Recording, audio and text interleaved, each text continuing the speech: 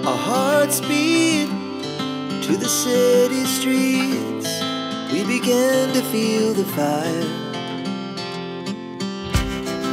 We rise like tall buildings.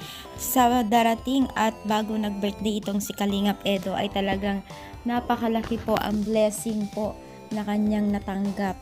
Napakalaki po ang regalo po ni ating Panginoon sa kanya, no?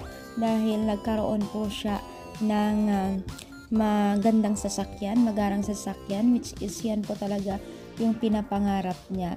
So, bago man nag-birthday ito si Kalingap Edo, nakamit po niya ang kanyang pangarap. Isa sa mga pangarap po niya, no? Alam naman natin na ang sasakyan ay hindi po basta-basta nakakakuha, lalo't pa man po ay pera po ang involved dyan, no?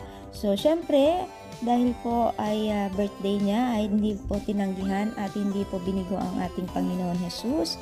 Itong si Kalingap Edo at dyan din po yung mga Kalingap Angels na nagpapasaya din po sa kanya at talagang napakabait itong si Kalingap Edo.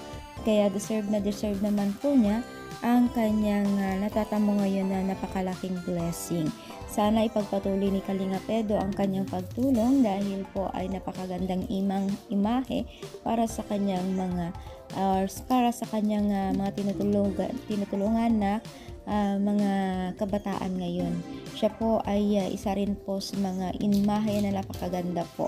Kaya happy birthday po kay Kalingap Edo at sana ipagpatuloy niya yung pagiging isang humble na kabataan po niya, no? So, ang swerte naman pong magiging asawa niya dahil po ay napakabait, napaka-humble na lalaki. So, kayo po ba ay masaya sa kaarawan ni Kalingap Edo? Comment down po dito sa baba at palike po ang ating video. Thank you and God bless po.